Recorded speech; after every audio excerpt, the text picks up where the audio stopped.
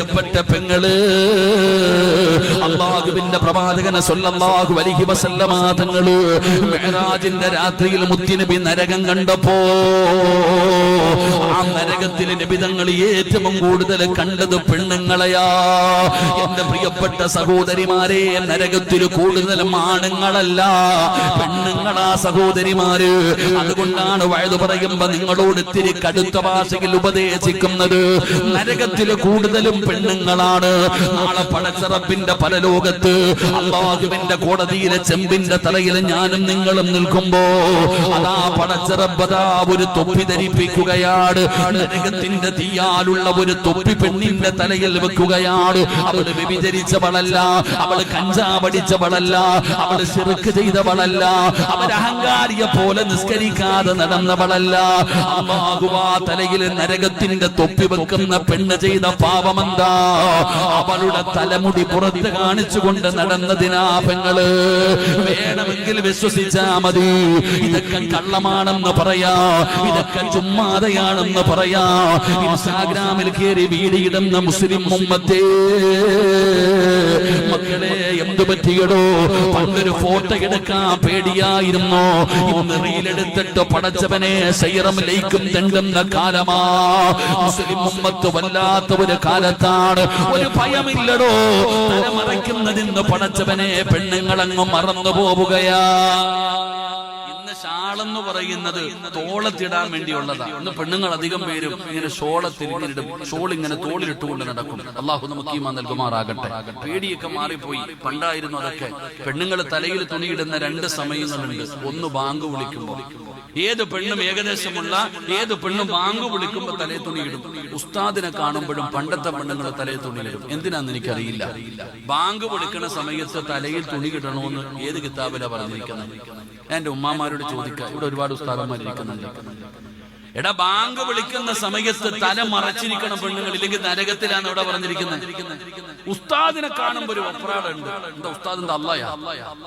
ഉസ്താദ് എന്താ അല്ലായാ? ഉസ്താദിനെ കാണുമ്പോ തല മറയ്ക്കണമെന്ന് ആരാ നിനക്ക് പഠിപ്പിച്ചത്? മറയ്ക്കുവാണെങ്കിൽ എപ്പോഴും മറയ്ക്കണം. അതങ്ങനെ ബാങ്ക് വിളിക്കണ സമയത്ത് ഒരു ഒപ്രാളുണ്ട്. ഷാളിവിടെ ഷാളിവിടെ ഷാളിവിടെ.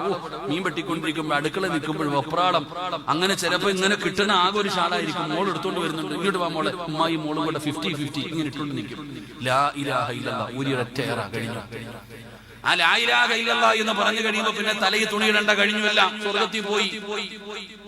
പെണ്ണുങ്ങളെല്ലാം സ്വർഗത്തിൽ പോയി. ഉസ്താദിനെ കാണുമ്പോ, പണ്ടൊക്കെ ഉസ്താദിനെ കാണുമ്പോ എന്തൊരു വെപ്രാളവാ തലയിൽ തുണിയിടാൻ.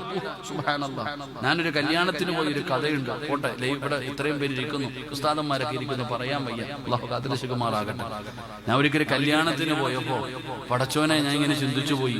എന്നെ കണ്ട ഉടനെ ഒരു താത്ത ചാടി എഴുന്നേറ്റ്, എന്നെ കണ്ടതും സാരി ഉടുത്തിട്ടിരിക്കുക. താത്ത പെട്ടെന്ന് ഷാള് ആ സാരിയുടെ ഒരു തുമ്പെടുത്ത് തലയിലിട്ടു. അപ്പൊ ഞാൻ കയറി പോകുമ്പോ കൂട്ടുകാരെ അവിടെ നിൽക്കുന്ന ചെറുപ്പക്കാര് പറയുന്നുണ്ട്, നോക്കടാ നോക്കടാ നോക്കടാ. ഞാൻ വെച്ച് എന്താ ഇത്ര പെട്ടെന്ന്? എടാ, ഞാൻ അങ്ങോട്ട് ഒരു ആഡിറ്റോറിയത്തിലേക്ക് കയറി ചെല്ലുമ്പോ ഒരു സഹോദരി പെട്ടെന്ന് വെപ്രാളത്തിൽ എന്നെ കണ്ടതും മാറിയിട്ട് തലയിലേക്ക് സാരിയുടെ തുമ്പെടുത്ത് ഇങ്ങനെ തലയിലിട്ടു. ഇത് കണ്ടപ്പോ ചെറുപ്പക്കാര് പറയുന്നു നോക്കാൻ. പടച്ചവന് ഞാൻ വിചാരിച്ചു എന്ത് പറ്റിയല്ലോ. തിരിഞ്ഞു നോക്കിയപ്പോ ഞാൻ വിചാരിച്ചു ആ താത്ത തലയിൽ തുണിയിടുണ്ടായിരുന്നു എന്ന്. അല്ലാഹു ഈമാൻ നൽകുമാറാകട്ടെ. എന്താണ് കാരണം? എന്തേ? ബാക്കി കൂടെ അറിഞ്ഞിരുന്നത് കൂടെ തുറന്നു. അതാവസ്ഥ.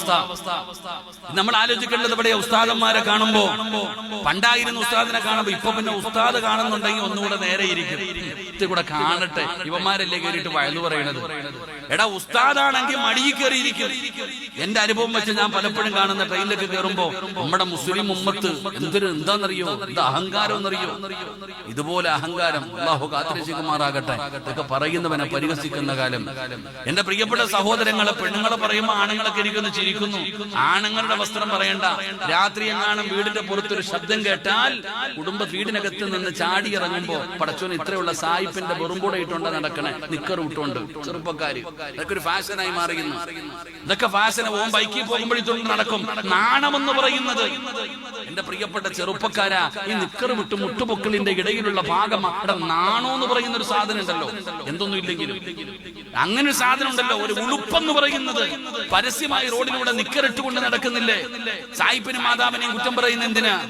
എന്റെ പ്രിയപ്പെട്ടവരെ, നമ്മുടെ മക്കൾ തന്നെ ഈ വയത് കേൾക്കാൻ വന്നിരിക്കുന്ന ആണാകട്ടെ പെണ്ണാകട്ടെ വീടിന്റെ അകത്ത് ധരിക്കുന്ന എന്റെ പ്രിയപ്പെട്ട സഹോദരങ്ങളെ, വീടിന്റെ അകത്ത് നോക്കിക്കേ, പ്രായപൂർത്തിയായ മകളുടെ മുമ്പിലൂടെ കൂടപ്പറപ്പ് നിക്കറിട്ടുകൊണ്ട് പോവാ. ആ വീട്ടില് ഈമാനുള്ള ഒന്നില്ലാതെ പോയല്ലോ, അതാ സങ്കടം.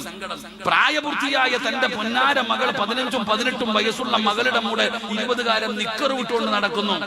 അതൊന്ന് തിരുത്താൻ ആ വീട്ടിൽ ഒരെണ്ണമില്ലാതെ പോകുന്നു. എന്റെ പ്രിയപ്പെട്ടവരെ, സ്വന്തം കൂടപ്പറപ്പിന്റെ മുമ്പിലൂടെ സ്വന്തം മകളെ നൈറ്റ് ഡ്രസ് പോലും തോറ്റുപോകും. അങ്ങനെയുള്ള വസ്ത്രം ധരിച്ചിട്ട് വീടിനകത്ത് നടക്കുന്നേ. എന്റെ പ്രിയപ്പെട്ട സഹോദരിമാരെ, തലയിൽ തുണിയിടാത്ത കഥയല്ല ഞാൻ പറയുന്നത്. ഉമ്മ, നീ കണ്ണു തുറന്നൊന്ന് നോക്ക് നിന്റെ മകളുടെ ശരീരത്തിന്റെ വളർച്ചകൾ. ആ വസ്ത്രം ഈ ബനിയനും ഇട്ട് നിന്റെ മകൾ ഇങ്ങനെ കൂടപ്പറപ്പിന്റെ തോളിലും കൈയിട്ട് ഇങ്ങനെ നടക്കുക. ഭക്ഷണം കഴിക്കാമെന്നിരിക്കുമ്പോ ഇറങ്ങി വരുന്ന രംഗം കണ്ട സങ്കടം തോന്നാറുണ്ട്. എന്റെ പ്രിയപ്പെട്ടവരെ, പരസ്യമായി ഇങ്ങനെ വീടിന്റെ അകത്ത് നടക്കുമ്പോ ഇത് പറയുമ്പോ നിങ്ങളിൽ പലരും ചോദിക്കും, സിറാജേ, കൂടപ്പറപ്പുകളല്ലേ? നമ്മൾ കാണുന്ന ഒരു ന്യായമാണ്. സ്വന്തം സഹോദരനല്ലേ, സ്വന്തം സഹോദരിയല്ലേ? എന്റെ ഉമ്മയോട് ചോദിക്കട്ടെ, സഹോദരന്റെ ഔറത്ത് സഹോദരിക്ക് കാണാൻ പറ്റുമോ? സഹോദരിയുടെ ഔറത്ത് സഹോദരന് കാണാൻ പറ്റുമോ? എന്തിനാ വാപ്പാടെ ഔറത്ത് മക്കൾക്ക് കാണാൻ പറ്റുമോ? ഇരിക്കുന്ന ഏതെങ്കിലും ഒരു പെണ്ണിന് സ്വന്തം വാപ്പയുടെ ഔറത്ത് കാണാൻ അല്ലാഹുവിന്റെ ദീൻ പറയുന്നുണ്ടോ? ഈ സഹോദരാ, നിനക്ക് നിന്റെ ഉമ്മ സ്വന്തം ഉമ്മയല്ലേ? ഗർഭം ചുമന്നതോ 10 മാസം തള്ളയാ, പ്രസവിച്ച വേദന തിന്നതും അവർ തന്നെയാ,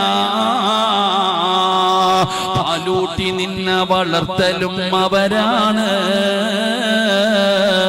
ഈ 3 കാര്യം ഉപ്പയിൽ ഒഴിവാണ്. 10 മാസം ഗർഭം ചുമന്ന് മരണവേദനയുടെ വേദനയെന്നത് പ്രസവിച്ച് സ്വന്തം ആരോഗ്യം പോലും നോക്കാതെ നമുക്ക് പാല് തന്ന് പോറ്റി വളർത്തിയ ഉമ്മയുടെ ഔറത്ത് മക്കൾക്ക് കാണാൻ കഴിയുമോ? എന്റെ പ്രിയപ്പെട്ട സഹോദരിമാരെ, ഇന്നത്തെ കാലഘട്ടം വളരെ മോശമാണോ? വാപ്പയും ഉമ്മയും മക്കളും കൂടെ ഒരുമിച്ചിരുന്ന് സെക്സ് പടം കാണുന്ന കാലമാ. ഇന്നിറങ്ങുന്ന ഏതെങ്കിലും ഒരു ഫിലിം ഒരു കൂടപ്പറപ്പിന് ഒരുമിച്ചിരുന്ന് കാണാൻ കഴിയുന്നതാണോ? ഒരു വാപ്പയ്ക്കും മക്കൾക്കും ഒരുമിച്ചിരുന്നിട്ട് കാണാൻ കഴിയുന്ന ഏതെങ്കിലും ഒരു ഫിലിമുണ്ടോ പെങ്ങളെ?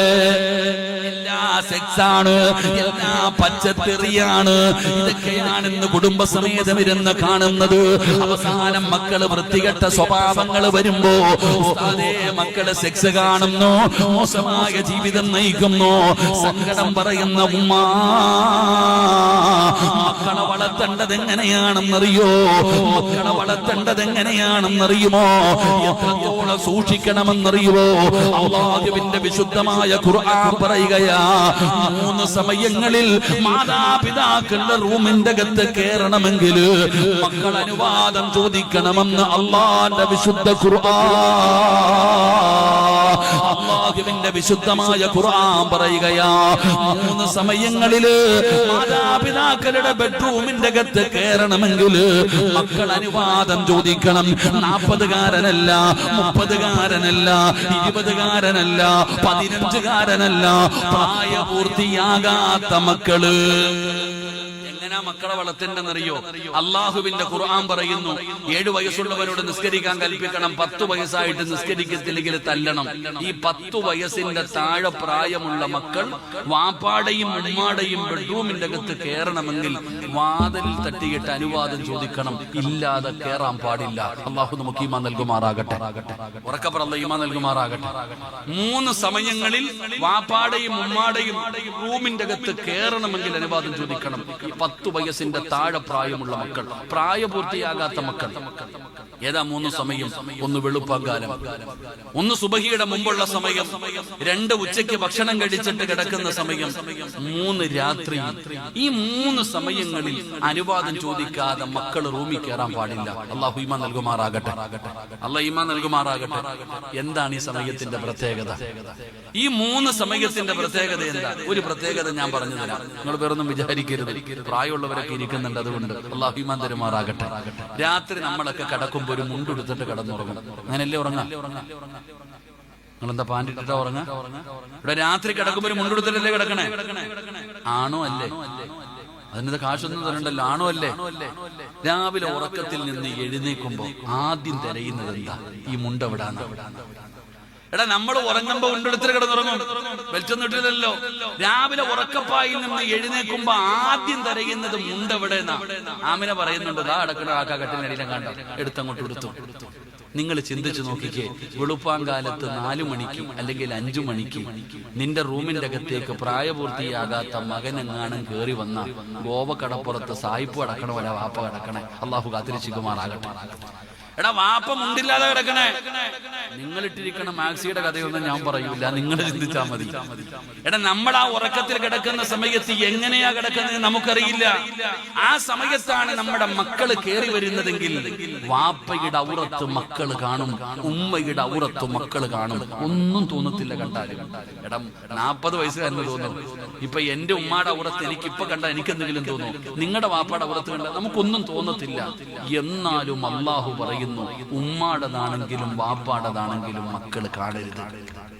ഇതാ ഖുർആൻ. അല്ലാഹു പറയുന്നു, സ്വന്തം വാപ്പയുടേതാകട്ടെ ഉമ്മയുടേതാകട്ടെ ആ പ്രായപൂർത്തിയാകാത്ത മക്കൾ പോലും കാണരുത്. പേടിക്കേണ്ടത് അവിടെയാ.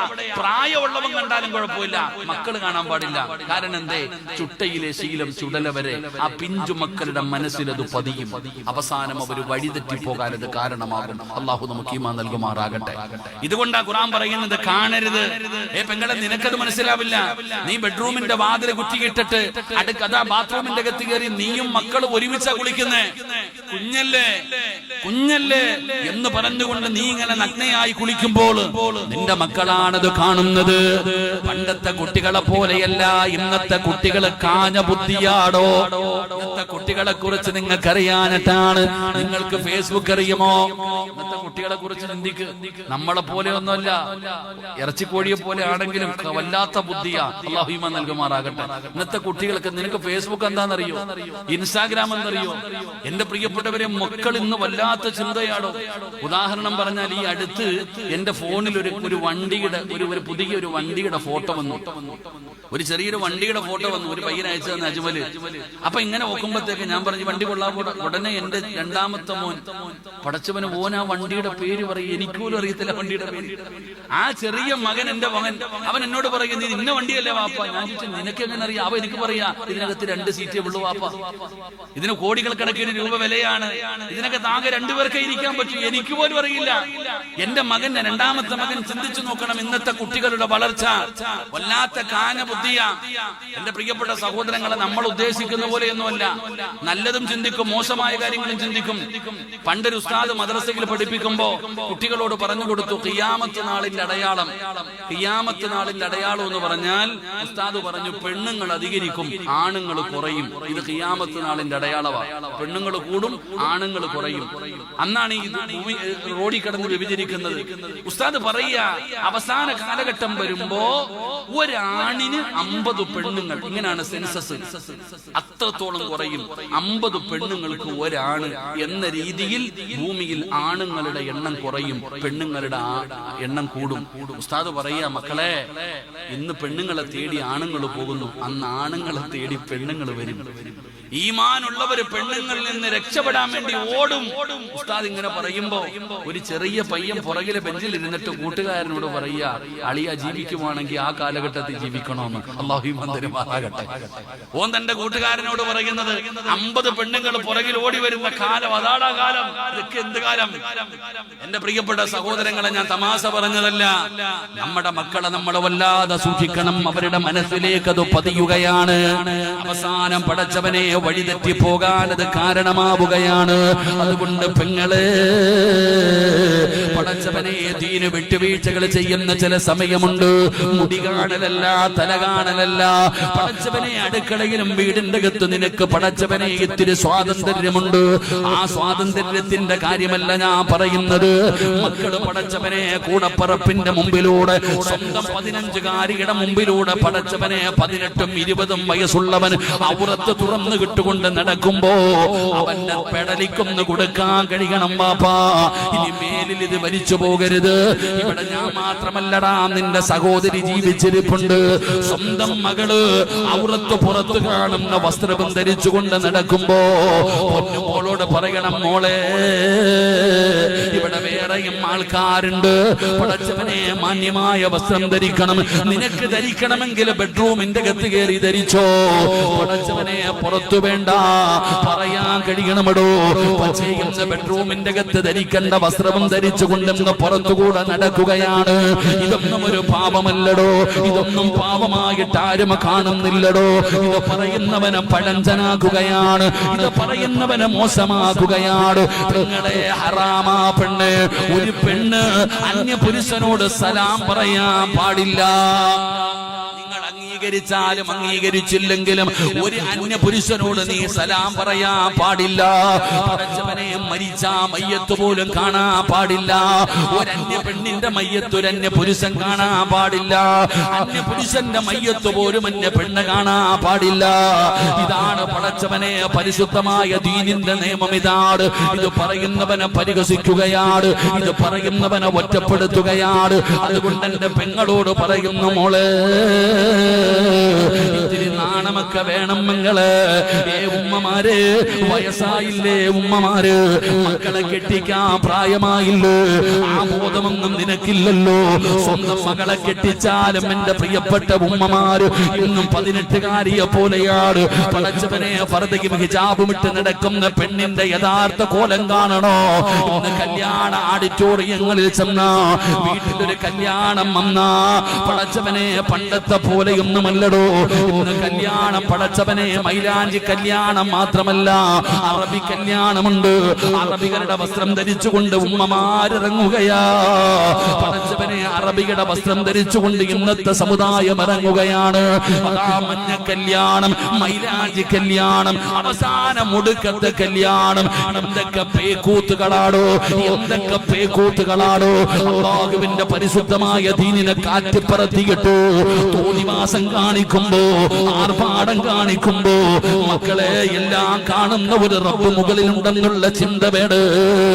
അഹങ്കരിക്കുന്നതിനൊക്കെ ഒരു പരിധിയുണ്ട്, കാണിക്കുന്നതിനൊക്കെ ഒരു പരിധിയുണ്ട്. ആവശ്യത്തിന് വേണം, അമിതമായാൽ അമൃതവും വിഷവാ. മോളെ പടച്ചറപ്പെല്ലാം കണ്ടുകൊണ്ടിരിക്കുന്നുണ്ട്. ഈ തോന്നിവാസമൊക്കെ കാണിക്കുമ്പോ ഓർക്കേണ്ട ഒരു കാര്യമുണ്ട്. യൗമന തുർജഊന ഫീഹി ഇലല്ലാഹ്. ഈ ആഘോഷമെല്ലാം കഴിയുമ്പോ തിരിച്ചങ്ങോട്ട് തന്നെ പോകേണ്ടവളാണെന്നുള്ള ചിന്ത നിനക്ക് വേട്. എന്റെ പ്രിയപ്പെട്ട വാപ്പമാരോട് സഹോദരങ്ങളോട് പറയുകയാ, ലജ്ജയെന്ന് പറയുന്ന സ്വഭാവം നല്ലതാ. പടച്ചവനെ ചിലര് പറയാറുണ്ട്, ഇവന് വല്ലാത്ത നാണവാ ഉസ്താദ്, ഇവൻ ആരോടും മിണ്ടാറില്ല, പെണ്ണുങ്ങളുടെ അടുക്കൽ പോകാറില്ല ഉസ്താദെ, ഇവൾക്ക് വല്ലാത്ത നാണമാണ്, ഇവളെ ഫോട്ടോ എടുക്കാൻ നിക്കത്തില്ല, ഒരു കല്യാണ വീട്ടിൽ വിളിച്ചാ വരത്തില്ല, ഫർദ ഊരാൻ പറഞ്ഞാൽ ഊരില്ല, ഇവൾക്ക് നാണമാണെന്ന് കളിയാക്കുന്ന ഉമ്മമാരെ. അല്ലാഹുവിന്റെ പ്രവാചകൻ സല്ലല്ലാഹു അലൈഹി വസല്ലമ തങ്ങളുടെ മുമ്പിൽ ഒരു വാപ്പ കടന്നു വരുന്നു, നബിയേ യാ റസൂലല്ലാഹ്, ഇവന് വല്ലാത്ത നാണമാ നബിയേ, ഇവൻ ആരോടും അധികം സംസാരിക്കാറില്ല, പൊതുവേദികളിൽ പൊതുസ്ഥലങ്ങളിൽ വരാറില്ല, ഇവന് വല്ലാത്ത നാണമാണെന്ന് നബി തങ്ങളുടെ മുമ്പിൽ വന്ന് പരാതി പറഞ്ഞപ്പോ അല്ലാഹുവിന്റെ റസൂല് പറഞ്ഞ മറുപടി, അവനെ വിട്ടേക്കാനാണ്, അവനെ വിട്ടേക്കാനാണ്. എന്നിട്ട് നബി തങ്ങൾ പറഞ്ഞതെന്നറിയോ? എല്ലാവർക്കും ലജ്ജയുണ്ടാകില്ല, എല്ലാവർക്കും ലജ്ജയുണ്ടാകില്ല, അത് ഈമാനുള്ളവർക്കുണ്ടാകുന്ന ഒരു ഗുണമാണോ? അത് ഈമാനുള്ളവന്റെ അടയാളമാണ്. അവന് ലജ്ജയുണ്ടാകും, അവന് നാണമുണ്ടാകും. അതിന്റെ പേരിൽ മകനെ കുറ്റപ്പെടുത്തണ്ട, അതിന്റെ പേരിൽ മകളെ കുറ്റപ്പെടുത്തണ്ട. നീ ഉടുതുണിഞ്ഞിട്ട് നടന്നോ, പൊന്നുമോളെ പിടപ്പിക്കല്ലേ ഉമ്മ, പൊന്നുമോളെ നരകത്തിൽ കൊണ്ടുപോകല്ലേ ഉമ്മ. അതുകൊണ്ട് എന്റെ പ്രിയപ്പെട്ടവരോട് പറയുകയാണ്, ലജ്ജയെന്ന് പറയുന്നത് ഈമാനിന്റെ ഒരു ഭാഗമാണ്. ലജ്ജയെന്ന് പറയുന്നത് ഒരു മുസ്ലിമിന്റെ അടയാളമാണ്, ഒരു മുഅ്മിനിന്റെ അടയാളമാണ്. അതുകൊണ്ട് സയ്യിദുനാ ഉസ്മാൻ ഇബ്നു അഫ്ഫാൻ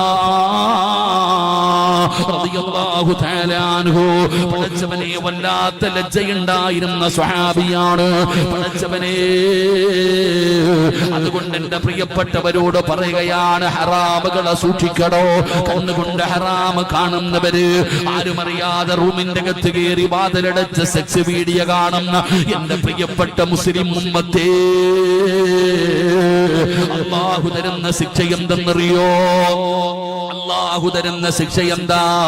ഈ ഹറാമ് കണ്ട കണ്ണുണ്ടല്ലോ, ആ കണ്ണിന്റെ അകത്ത് അല്ലാഹു നരകത്തിന്റെ ഈയമുണ്ടല്ലോ, അത് ഉരുക്കി ഒഴിക്കുമെന്ന് നബി മുഹമ്മദ് മുസ്തഫ സല്ലല്ലാഹു അലൈഹി വസല്ലമ തങ്ങൾ പറയുകയാണ്. കണ്ണിന്റെ അകത്ത് നരകത്തിനാലുള്ള ഈയം അല്ലാഹു ഉരുക്കി ഒഴിക്കും ഹറാമ് കണ്ട കണ്ണുകൾക്ക്.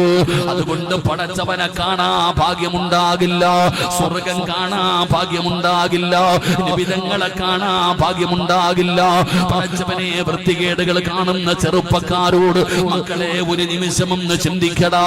ഈ കണ്ണുകൊണ്ടല്ലേ നിനക്ക് ആദരവായ പ്രവാചകൻ നബി മുഹമ്മദ് മുസ്തഫ സല്ലല്ലാഹു അലൈഹി വസല്ലമ തങ്ങൾ മരിക്കുന്നതിന് മുമ്പ് ഒരു വട്ടമെങ്കിലും കാണേണ്ടത് ഇതേ കണ്ണുകൊണ്ടാ ചെറുപ്പക്കാരാ, പെങ്ങളെ. ഇതേ കണ്ണുകൊണ്ടാണ് മരിക്കുന്ന സമയത്ത് സ്വർഗം കാണേണ്ടത്. ഇതേ കണ്ണുകൊണ്ടാ ഈ ലോകം മുഴുവനും അടക്കി ഭരിക്കുന്ന രാജാതിരാജനായ മലിക്കുൽ ജബ്ബാറായ ലോകത്തിന്റെ അധിപനായ പടച്ചറപ്പിനെ കാണേണ്ടത് ഇതേ കണ്ണുകൊണ്ടാ മോളെ. അതുകൊണ്ട് എന്റെ പ്രിയപ്പെട്ടവരോട് പറയുകയാണ്, അത് സാധാരണ ഒരു പാപമല്ല. ഹറാമ് കാണുന്നത് സാധാരണ ഒരു തെറ്റല്ല, ആഖിബത്ത് പോലും മോശമായി പോകുന്ന പാപമാ. പടച്ചവനെ പരിശുദ്ധമായ കഅബാലയത്തിന്റെ മതാഫിലൂടെ ഒരു മഹാൻ ഇങ്ങനെ തവാഫ് ചെയ്യുമ്പോ ഒരു ചെറുപ്പക്കാരൻ കഅബാലയത്തിന്റെ കില്ല പിടിച്ച് കരഞ്ഞുകൊണ്ട് ദുആ ചെയ്യുകയാണ്. എന്താണ് ദുആ ചെയ്യുന്നതെന്നറിയോ? അല്ലാഹുവേ, എന്റെ ജ്യേഷ്ഠന്റെ അവസ്ഥ എനിക്ക് വരുത്തല്ലേ അല്ലാ, ഇനി ഈമാനുള്ള മരണം തരണേ അല്ലാ. കഅബാലയത്തിന്റെ കില്ല പിടിച്ചുകൊണ്ട് പൊട്ടിക്കരഞ്ഞ് ദുആ ചെയ്യുന്ന ചെറുപ്പക്കാരനെ കാണുകയാണ്. മഹാനവറുകളെ തവാഫ് കഴിഞ്ഞു ഒറ്റയ്ക്കിരിക്കുമ്പോ ഈ കരഞ്ഞു ദുആ ചെയ്ത മനുഷ്യനെ ഒന്ന് കാണുകയാണ്. അവിടെന്ന് ചോദിച്ചു, മോനെ, നീ അല്ലാഹുവിന്റെ കഅബാലയത്തിന്റെ കില്ല പിടിച്ചിട്ട് സ്വർഗമല്ല ചോദിച്ചത്, നീ അല്ലാഹുവോട് പറയുന്നത് നിന്റെ സഹോദരന്റെ ഗതി നിനക്ക് വരുത്തരുതെന്നാണ്. എന്താണ് മോനെ, പറ്റുമെങ്കിലും ഒന്ന് പറഞ്ഞു തരുമോ? എന്താണ് സംഭവമെന്ന് ചോദിക്കുമ്പോ ആ ചെറുപ്പക്കാരൻ പറഞ്ഞു, തങ്ങളെ, എന്റെ ജ്യേഷ്ഠൻ അല്ലാഹുവിന്റെ പള്ളിയിൽ ബാങ്ക് വിളിക്കുന്ന മുഅദ്ദിനായിരുന്നു, എന്റെ സഹോദരൻ പള്ളിയിൽ ബാങ്ക് വിളിക്കുന്ന മുഅദ്ദിനായിരുന്നു. അവസാനം മരണമെടുത്തപ്പോ എന്നോട് പറഞ്ഞ ഖുർആൻ എടുത്തുകൊണ്ട് കൊടുക്കാൻ ഞാൻ വിചാരിച്ചു, പടച്ചവനെ, ഖുർആനോദി മരിക്കാനായിരിക്കും. ഒരുപാട് ബാങ്ക് വിളിച്ച മനുഷ്യനാണല്ലോ, ഒരുപാട് നന്മ ചെയ്ത മനുഷ്യനാണല്ലോ. അതുകൊണ്ട് ഖുർആൻ കൊണ്ട് കയ്യിലേക്ക് കൊടുക്കുമ്പോ അവിടെന്ന് വലിച്ചെറിയുകയാണ്. പടച്ചവനെ, സകാദത്ത് കരിമ പറഞ്ഞു കൊടുത്തപ്പോ പോടാ എന്ന് പറഞ്ഞ് കളിയാക്കുകയാണ്. റബ്ബേ, എന്റെ ജ്യേഷ്ഠന്റെ അവസാനം മോശമാ, ഈമാനില്ലാതെയാ മരിച്ചുപോയത്. എന്തു പറ്റിയെന്നറിയില്ല തങ്ങള്, എന്താണ് സംഭവം എന്നറിയില്ല. മഹാനവറുകൾ ചോദിച്ചു, നിസ്കരിക്കുമായിരുന്നോ, സദഖ കൊടുക്കുമായിരുന്നോ, ഒരുപാട് നന്മകൾ ചെയ്യുമായിരുന്നോ, പിന്നെ എന്തുകൊണ്ടാണ് ഇങ്ങനെ സംഭവിച്ചതെന്നറിയില്ല. മഹാനവറുകൾ ചോദിച്ചു, മോനെ,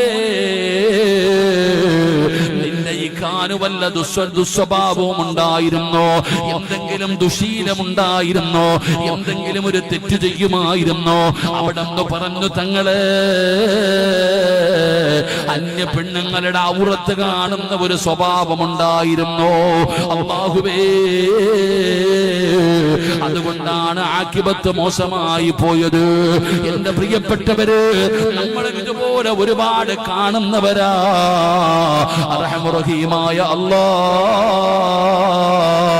ഞങ്ങളുടെ അവസാനം നന്നാക്കണേ അല്ലാ.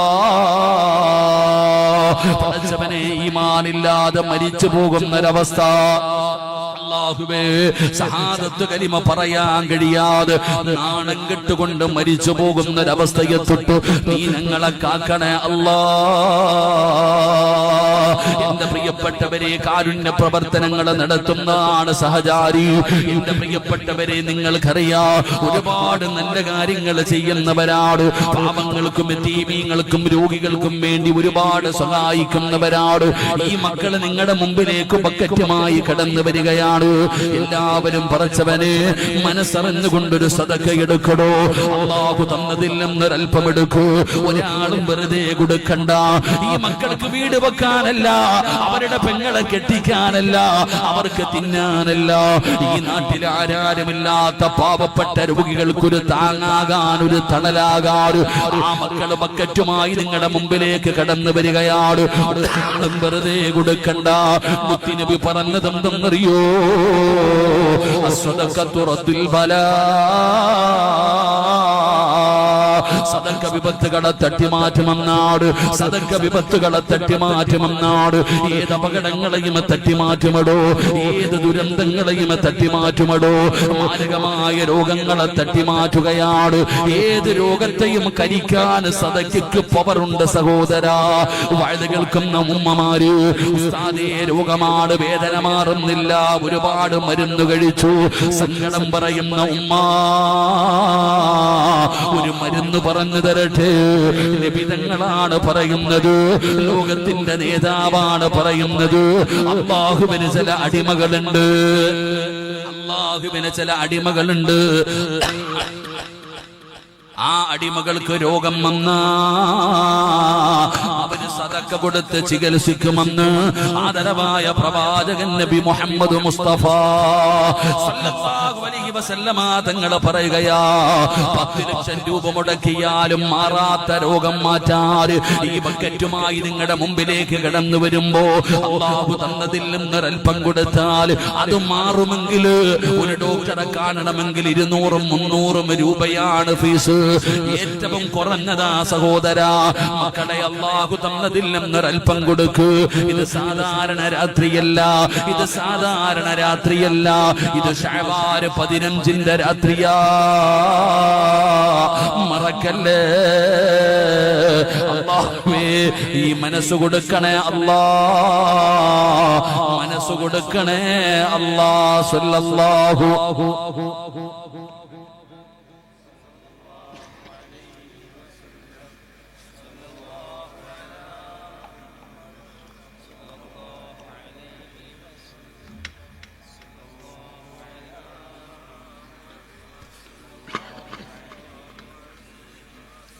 اللهم صل على محمد يا رب صل عليه وسلم.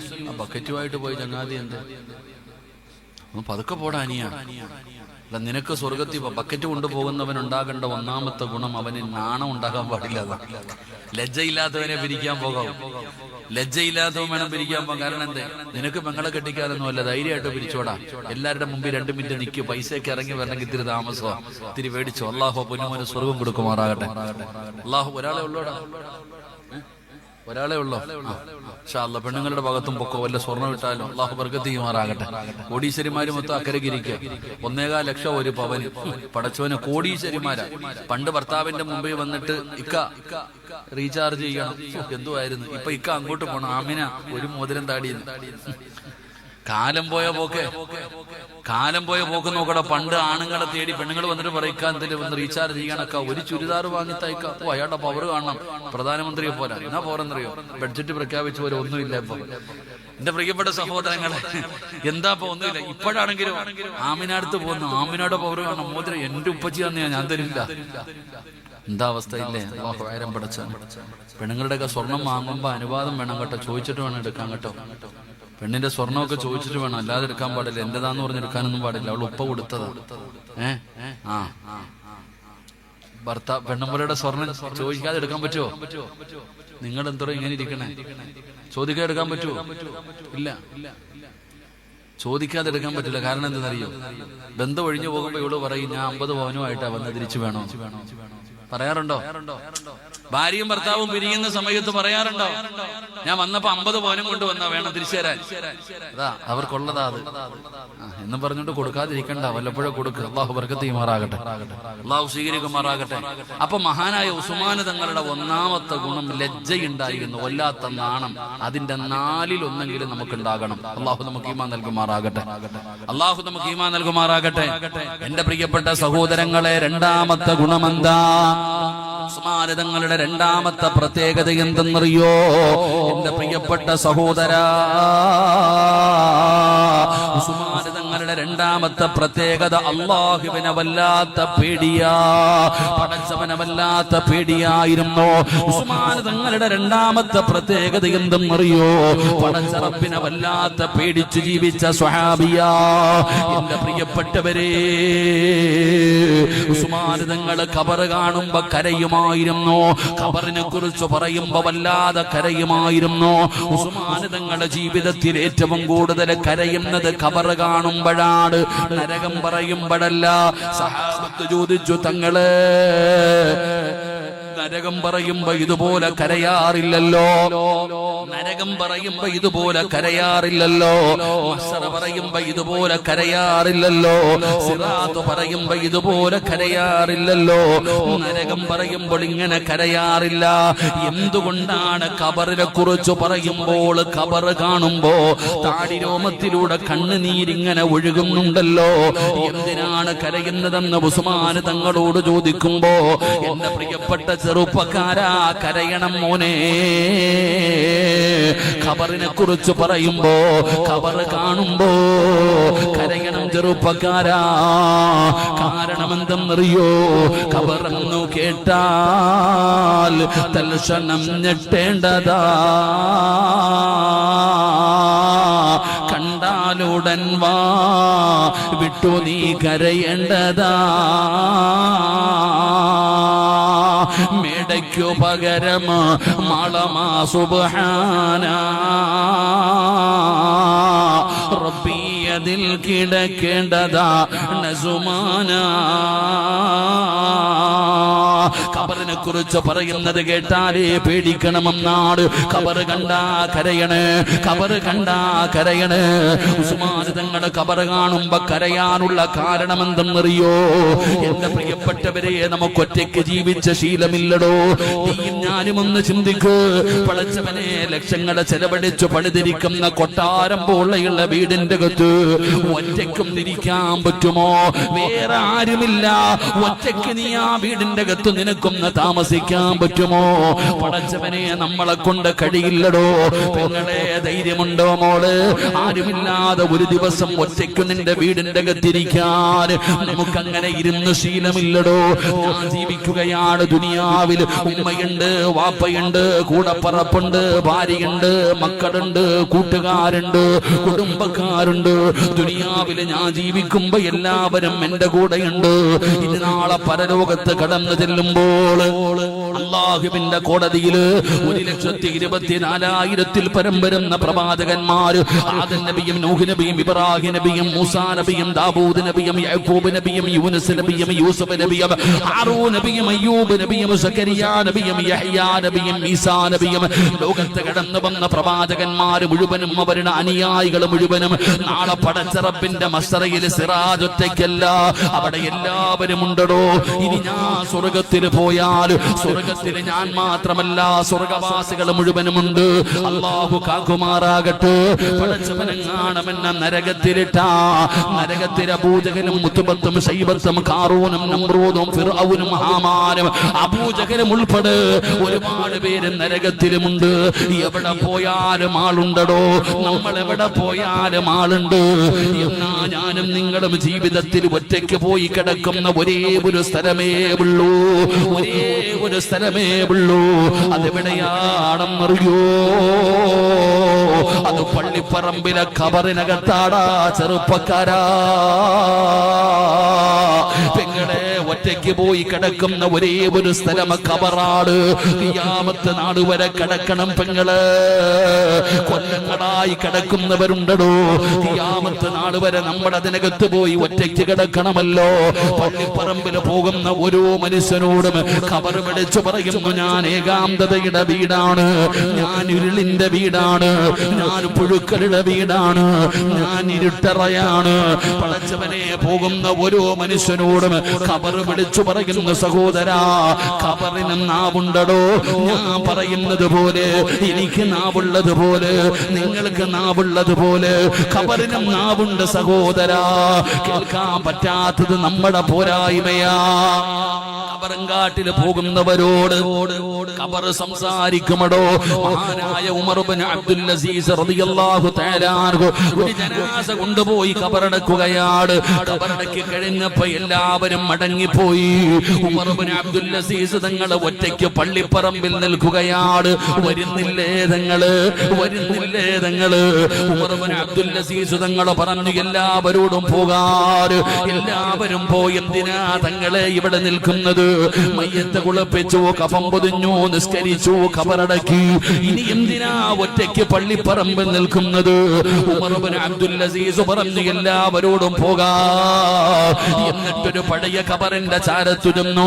മിണ്ടാതെ നിന്ന് കരയുകയാണ്, മിണ്ടാതെ നിന്ന് കരയുകയാണ്. ഒരുപാട് സമയമായിട്ടും മിണ്ടാതെ നിന്ന് കരയുന്നത് കണ്ടപ്പോ ഖബർ ചോദിക്കുന്നു, ഉമർ ഇബ്നു അബ്ദുൽ അസീസ്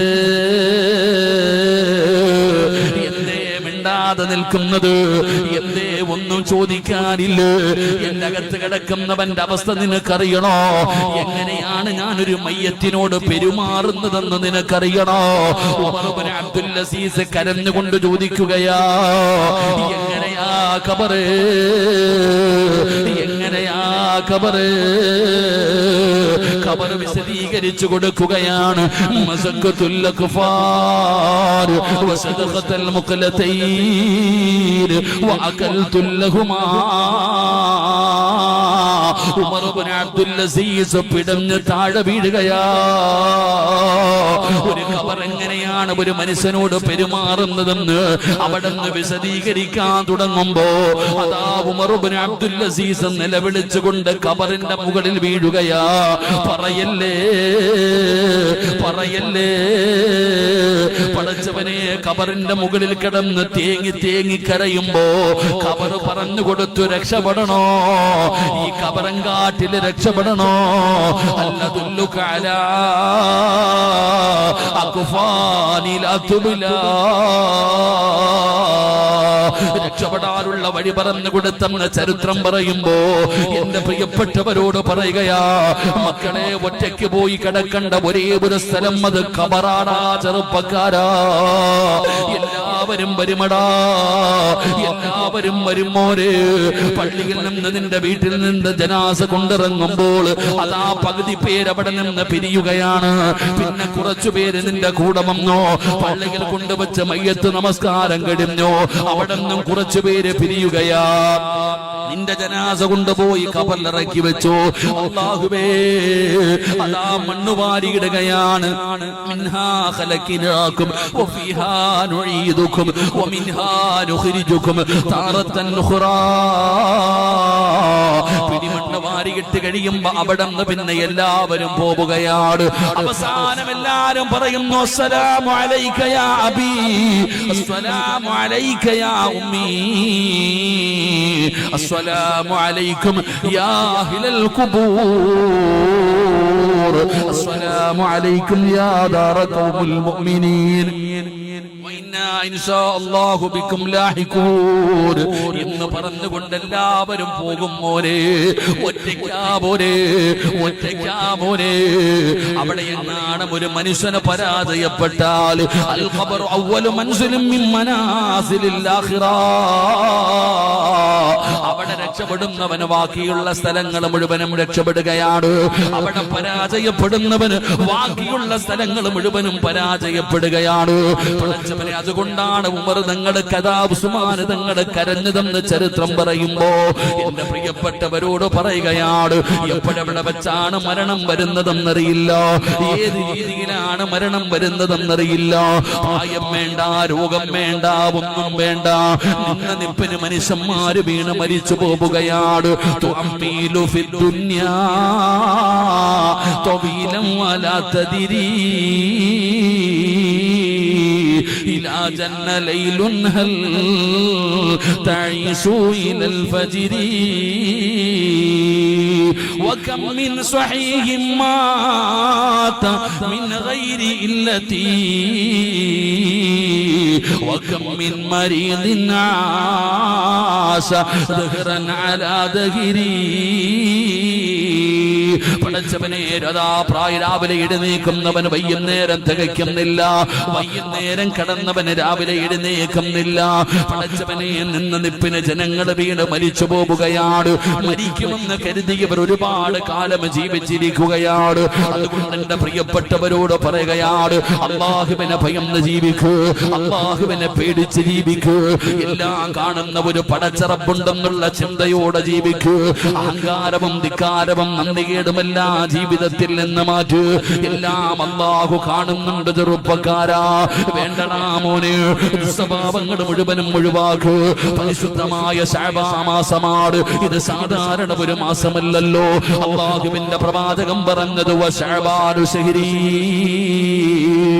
തന്റെ മാസമെന്ന് പരിചയപ്പെടുത്തിയ ശഅബാൻ, തന്റെ മാസമെന്ന് പരിചയപ്പെടുത്തിയ ശഅബാൻ, ജനങ്ങൾ മറന്നു പോകുന്ന ശഅബാൻ, റജബിന്റെയും റമദാനിന്റെയും ഇടയിലുള്ള ശഅബാൻ ജനങ്ങൾ മറന്നു പോകുമെന്ന് മുത്തുനബി പറഞ്ഞ മാസമാണ്. നന്മകൾ ചെയ്യടാ ചെറുപ്പക്കാരാ, പെങ്ങളെ ഒരുങ്ങു പൊന്നുമോള്. റജബ് മാസമെത്തുമ്പോൾ പണ്ടത്തെ ഉമ്മമാര് വീടും പരിസരവുമെല്ലാം വൃത്തിയാക്കുകയാ, ചെലന്ത് വിലയടിച്ച് കളയുകയാണ്, ആവശ്യമില്ലാത്തത് മുഴുവനും ഒഴിവാക്കുകയാണ്, പരിസരം മുഴുവനും വൃത്തിയാക്കുകയാണ്. എന്തേ ഉമ്മ, കല്യാണം വല്ലവും വരുന്നുണ്ടോ? ഇല്ല മോളെ, റമദാൻ വരുന്ന മോളെ. റജബെത്തിയപ്പോഴേ വീടും പരിസരവും മുഴുവനും ഒരുക്കിയ ഉമ്മ, ആ ഉമ്മയുടെ മകളായ നീ ഇന്ന് ശഅബാൻ 15 എന്തൊരുങ്ങി പെങ്ങള്, എന്ത് തയ്യാറായി പെങ്ങള്. മോളെ, ഇത് സാധാരണ മാസമല്ല, കളിയും തമാശയും ഒഴിവാക്കൂ. പടച്ചവനെ, റമദാൻ പടിവാതിൽ വന്ന് നിൽക്കുകയാണ്. ഒരാഴ്ച പോകുന്നത് പോലെ ഈ ദിനങ്ങളങ്ങ് കഴിഞ്ഞു പോവുകയാണ്. റമദാൻ പെട്ടെന്ന് വരുമടോ, നമ്മളിലേക്ക് കടന്നു വരികയാണ്. മനസ്സും ശരീരവും ശുദ്ധമാക്കൂ. നിമിതങ്ങൾ ഒരുപാട് നോമ്പ് പിടിച്ച മാസമാണല്ലോ, ഒരുപാട് നന്മകൾ ചെയ്ത മാസമാണല്ലോ. അതുകൊണ്ട് തെറ്റുകൾ ചെയ്യുമ്പോ വല്ലാതെ ഭയപ്പെടണേ. ഇത് അല്ലാഹുവിന്റെ റസൂൽ തന്റെ മാസമെന്ന് പരിചയപ്പെടുത്തിയ മാസമാണ്. തെറ്റുകൾ ചെയ്യുമ്പോൾ വല്ലാതെ സൂക്ഷിക്കണം ചെറുപ്പക്കാരാ. അതുകൊണ്ട് എന്റെ പ്രിയപ്പെട്ടവരോട് പറയുകയാണ്, പടച്ച റബ്ബിനെ ഭയന്ന് ജീവിക്കൂ, നന്മകൾ അധികമായിട്ട് ചെയ്യൂ, 5 നേരം നിസ്കരിക്കൂ, മുമ്പും ശേഷവുമുള്ള സുന്നത്തുകൾ ജീവിതത്തിലേക്ക് കൊണ്ടുവരൂ. അല്ലാഹുവേ, തറാവീഹ് നിസ്കരിക്കേണ്ടവരാണ്, ഒരുപാട് ഇബാദത്തുകൾ ചെയ്യേണ്ടവരാണ്. അതുകൊണ്ട് ശരീരത്തിനെയും നഫ്സിനെയും പരിധിയിലേക്ക് കൊണ്ടുവാ. പടച്ചവനെ, തഹജ്ജുദ് നിസ്കരിക്കൂ, ദുആ നിസ്കരിക്കൂ, തസ്ബീഹ് നിസ്കരിക്കൂ, ഓരോ വഖത്തിന്റെ മുമ്പും ശേഷവുമുള്ള സുന്നത്തുകൾ നിസ്കരിക്കൂ. അല്ലാഹുവിന്റെ വിശുദ്ധമായ ഖുർആൻ എടുത്ത് പാരായണം ചെയ്യൂ.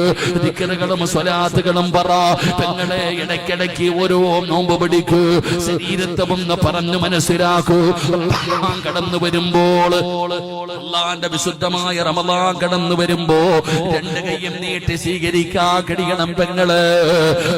എന്റെ പ്രിയപ്പെട്ടവരോട് പറയുകയാണ്, സയ്യിദുനാ ഉസ്മാൻ ഇബ്നു അഫ്ഫാൻ റളിയല്ലാഹു തആല അൻഹു, പടച്ചവനെ, വല്ലാത്ത സ്വഭാവമാണോ.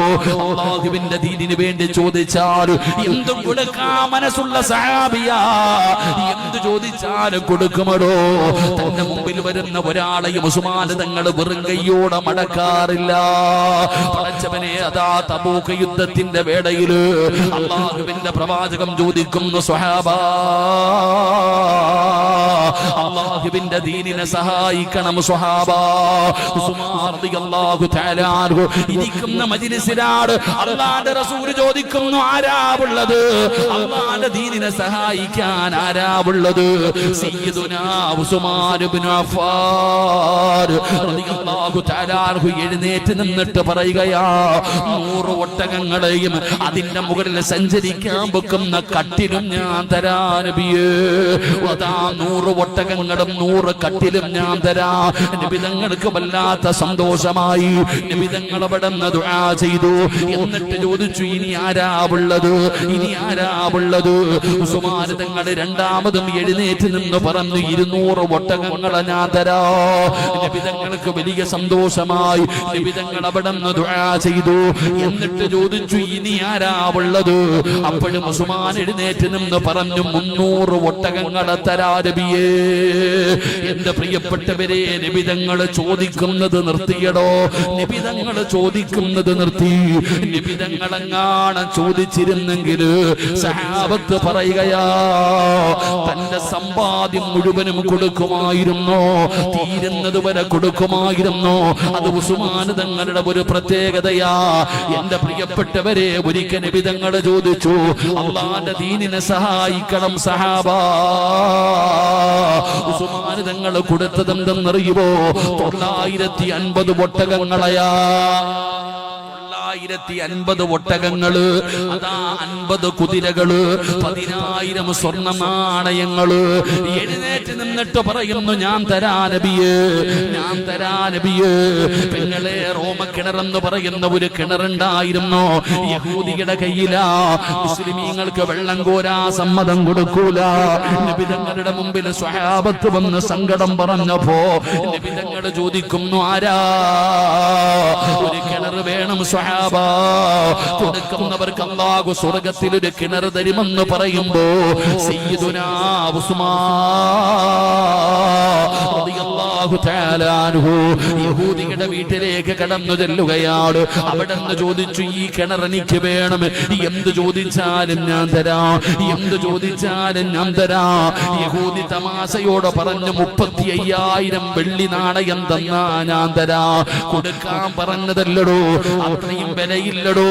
എന്നാലും ചുമ്മാതെ ഒന്ന് കളിയാക്കാൻ പറഞ്ഞതാണ്. 35,000 വെള്ളി നാണയം തന്നാ തരുമെന്ന് പറയുമ്പോ ആ മനുഷ്യൻ ചോദിക്കുന്നു, ഉസ്മാനേ, 35,000 വെള്ളി നാണയം തരുമോ ഉസ്മാൻ? ഉസ്മാൻ തങ്ങളെ കെട്ടിപ്പിടിക്കുകയാ. യഹൂദിയെ കെട്ടിപ്പിടിച്ചിട്ട് പറയുന്നു, എനിക്ക് സ്വർഗത്തിലൊരു കിണർ വാങ്ങി തന്നല്ലോ അല്ലാഹുവേ. 35,000 വെള്ളി നാണയം കൊടുത്തിട്ട് ആ കിണർ വാങ്ങിയടോ. എന്നിട്ട് ഇലാ ഹളറത്തി റസൂലില്ലാഹ്,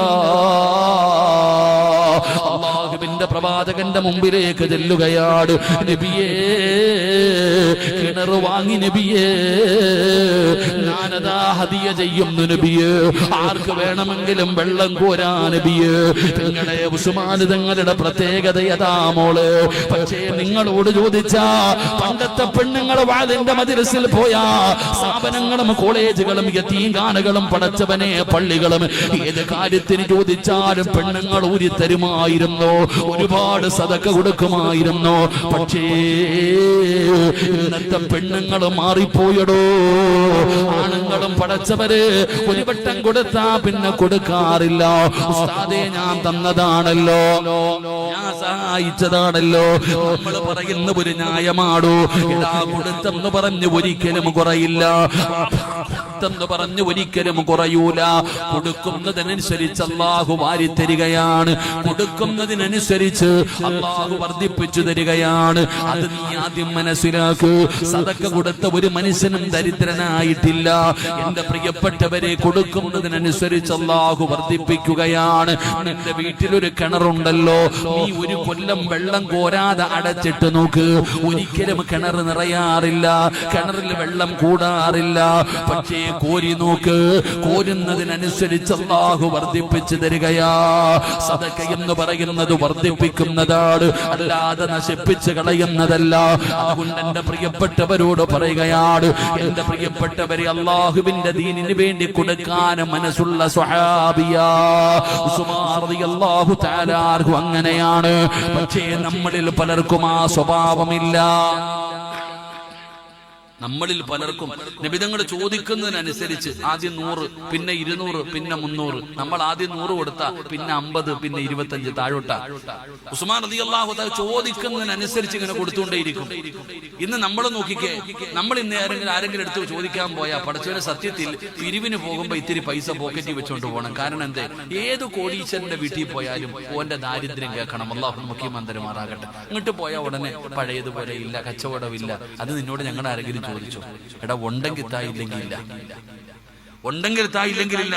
5000 രൂപയുള്ളൂ, അത് മതി. നീ എന്തിനാ കള്ളത്തരം പറയുന്നത്? എന്തിനാ? എന്റെ പ്രിയപ്പെട്ടവര്, നമ്മൾ തന്നെ ഇങ്ങനെ പറയുക, ബുദ്ധിമുട്ടാ, പ്രയാസം, എന്തിനാ? ഉള്ളത് കൊടുക്കില്ലെങ്കിലില്ല. അൽഹംദുലില്ലാഹ്. എന്റെ പ്രിയപ്പെട്ട സഹോദരങ്ങളെ, പാവങ്ങളെ സഹായിക്ക്, നല്ല കാര്യങ്ങളൊക്കെ ചെയ്യും.